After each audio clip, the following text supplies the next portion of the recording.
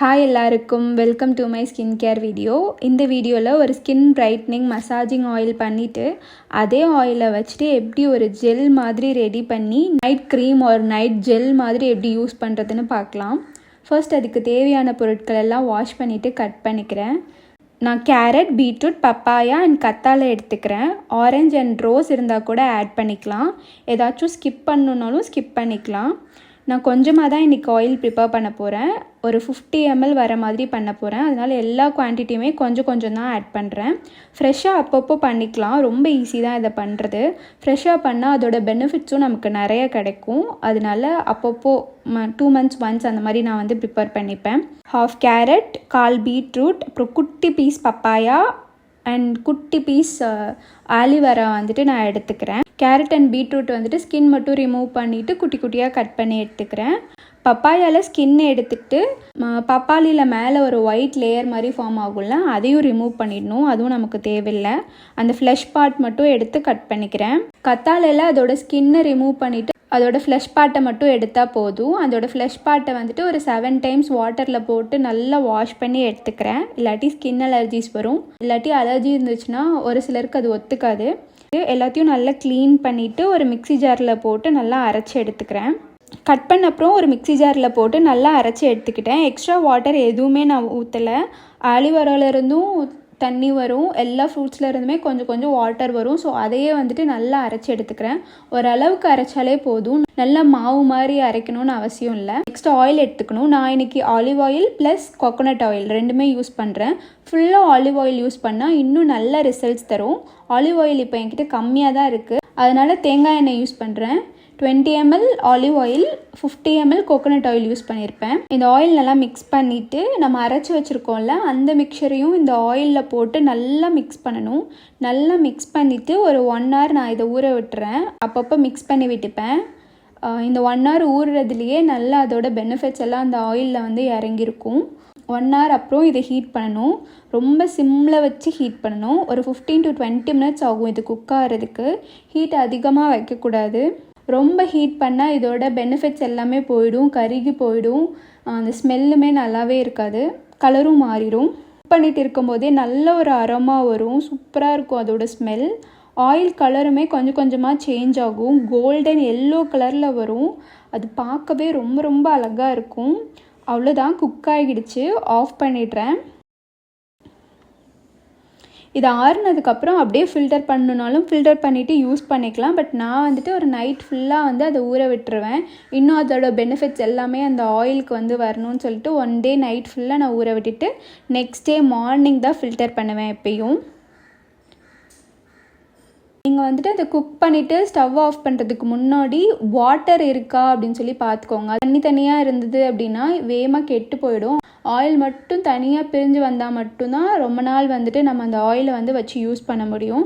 So அதை of பண்ணுறதுக்கு முன்னாடி நல்லா செக் பண்ணிக்கோங்க. ஆயில் மட்டும் தனியாக பிரிஞ்சு வர்றது மாதிரி இருக்கும். ஆயில் நல்லா குக் ஆகிட்டு நம்ம மிக்ஸ் பண்ணோம்ல, ஸ்டார்டிங்கில் நம்ம மிக்ஸ் பண்ணி 1 hour ஊற வச்சுருந்தோம்ல, அப்போ நல்லா இந்த மிக்சர் கூட நல்லா அந்த ஃப்ரூட் மிக்சர் கூட இந்த ஆயில் மிக்ஸ் ஆகிருக்கும். அது அப்படியே தனியாக பிரிஞ்சு வரணும். அது தனியாக பிரிஞ்சு வந்தால் தான் ரொம்ப நாள் அப்படியே இருக்கும், கெடாது. நெக்ஸ்ட் டே மார்னிங் நான் ஃபில்டர் பண்ண போகிறேன். இந்த கேரட் பீட்ரூட் மிக்சர் இருக்குல்ல, அதெல்லாம் சைடில் நல்லா தள்ளி விட்டுட்டு கொஞ்ச நேரம் வச்சுருந்தோம் அப்படின்னா அந்த ஆயில் எல்லாமே நடுவில் கலெக்ட் ஆகும். இப்போது அதை மட்டும் எடுத்து ஃபில்டர் பண்ணால் ஈஸியாக ஃபில்டர் பண்ணிடலாம். அந்த எக்ஸ்ட்ரா பார்ட்டிகல்ஸும் வராது. அண்ட் ரொம்ப போட்டு அந்த மிக்சரை அமுத்தக்கூடாது. நம்ம அமுத்தோம் அப்படின்னா அந்த மிக்சருக்குள்ளே ஏதாவது வாட்டர் இருந்துச்சுன்னா கூட அந்த கேரட் ஆர் பீட்ரூட் பப்பாயாக்குள்ளே அந்த தண்ணி இருக்கும்ல, அந்த தண்ணி தன்மை இந்த ஆயிலில் மிக்ஸ் ஆகிடும். அப்படி மிக்ஸ் ஆகிடுச்சுன்னா அது ரொம்ப ஈஸியாக கெட்டு போயிடும். அதை மிக்ஸ் ஆகாமல் ஆயிலை மட்டும் ஃபில்டர் பண்ணி எடுக்கணும். எக்ஸ்ட்ரா பார்ட்டிகல்ஸ்லாம் வராமல் ஆயிலை ஃபில்டர் பண்ணி எடுத்துக்கிட்டேன். அவ்வளோதான், ஆயில் ரெடி ஆகிடுச்சு. இந்த ஆயிலை எவ்வளோ நாள் வேணால் வச்சு யூஸ் பண்ணிக்கலாம். ஒரு சீரம் மாதிரி ஒரு நைட் ஆயில் மாதிரி, ஃபேஸ் மசாஜிங் ஆயிலுக்குலாம் யூஸ் பண்ணுவோம்ல, அந்த மாதிரி நான் மேக்ஸிமம் அப்படி தான் யூஸ் பண்ணுவேன். ஃபேஸ் ஆயில் மாதிரி நல்லா யூஸ் பண்ணிவிட்டு ஃபேஸ் வாஷ் பண்ணிக்கலாம். ஃபேஸ் வாஷ் பண்ணிட்டு தூங்கிடலாம். உங்களுக்கு ட்ரை ஸ்கின் இருந்துச்சுன்னா இந்த ஆயிலையே நைட் அப்ளை பண்ணிவிட்டு அதுக்கப்புறம் தூங்கலாம். பட் ரொம்ப ஆயிலி ஸ்கின் இருக்கிறவங்களுக்கு இது சூட் ஆகாது. நீங்கள் ஆயில் அப்ளை பண்ணிவிட்டு ஃபேஸ் வாஷ் பண்ணால் கரெக்டாக இருக்கும். அவ்வளோதான். எனக்கு வந்து ஒரு காம்பினேஷன் ஸ்கின். நான் ரெண்டுமே யூஸ் பண்ணுவேன். ஜெல்லும் யூஸ் பண்ணுவேன், இதுவும் யூஸ் பண்ணுவேன். ஆயில் எனக்கு நிறைய செக்ரீட் ஆகும் தான், பட் இருந்தாலும் எனக்கு ஆயில் அப்ளை பண்ணுறது ரொம்ப பிடிக்கும். அதனால ஆயில் அப்ளை பண்ணுவேன். ஆயில் ஸ்கின் டைப் இருக்கிறவங்க இது ஒரு ஜெல் மாதிரி யூஸ் பண்ணலாம். அதுக்கு ஆலிவேரா ஜெல்லில் இந்த ஆயிலை போட்டு நல்லா மிக்ஸ் பண்ணணும். ஒரு 2 to 3 ஸ்பூன்ஸ் ஆலிவேரா ஜெல் எடுத்துகிட்டு ஆயில் இதில் நமக்கு தேவையான அளவுக்கு ஊற்றிட்டு ஒரு க்ரீம் மாதிரி மிக்ஸ் பண்ணணும். நல்லா நீங்கள் மிக்ஸ் பண்ணணும். பிளெண்ட் பண்ணி கூட எடுத்துக்கிட்டிங்க அப்படின்னா உங்களுக்கு ஒரு க்ரீம் மாதிரி வரும். இந்த மாதிரி